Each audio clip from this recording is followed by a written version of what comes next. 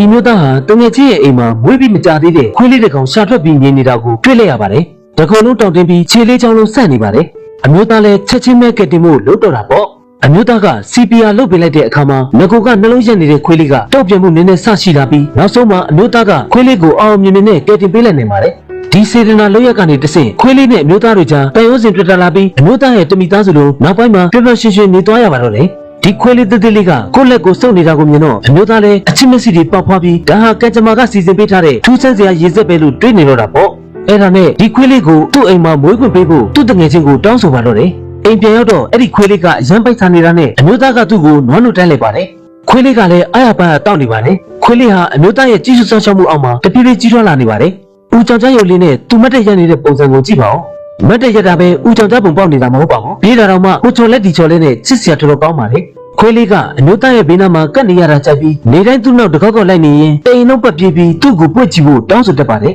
အမျိုးသားကလည်းဒီကပ်ပြီးချွဲရတဲ့ခွေးလေးကိုအတော်ချစ်ပါတယ်သူ့အတွက်ကလေးတွန်းလဲပါဝဲပြီးအဲ့ဒီအပေါ်မှာထိုင်ဆော့စီပါတယ်သူ့အမျိုးသမီးလည်းခွေးလေးကိုအတော်ချစ်ရှာပါတယ်သူ့ကိုမတန်ရေချိုးပေးပြီးအသားအရည်ထင်းသေးပေးတဲ့အပြင်ရှူဆဲကြိုးတွေနဲ့ဂျာကီနေဝေပေးပြီးလမ်းလျှောက်ခေါ်သွားလိမ့်ရှိပါတယ်ဖက်ရှင်အလန်းစားတွေနဲ့လမ်းသွားလမ်းလာတွေကိုဆွဲဆောင်နေတာပေါ့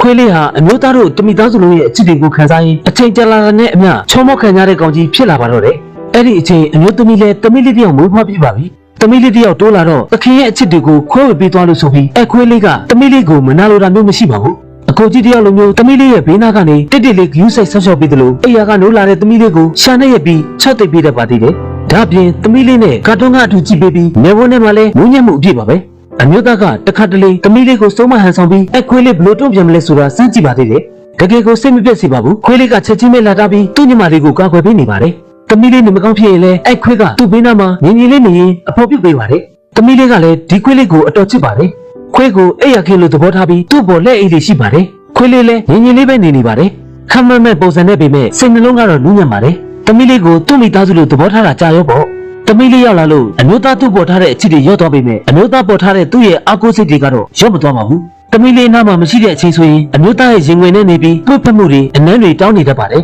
အမျိုးသားကလည်းသူ့ပေါ်အချစ်တွေမပြောက်သွားပါဘူးတချိန်ကအသက်ပြောက်ခါနီးဖြစ်ခဲ့တဲ့ခွေးလေးကအခုတော့အမျိုးသားတို့တမိသားစုတို့ရဲ့အနှွေးထွေးဆုံးတန်ရုံးစင်အဖြစ်တည်ရှိနေပါပြီအမျိုးသားလည်းအဲ့နေ့ကဆုံခဲ့ရတဲ့ရေစက်ကိုကန်ကောင်းလိုက်တာလို့တွေးနေတာပေါ့သူကခွေးလေးကိုကက်တင်ခဲ့တာမဟုတ်ပဲခွေးလေးဟာကန်ချမာကဆီလွတ်လိုက်တဲ့အချစ်နဲ့သားလေးဖြစ်နေခဲ့တာကို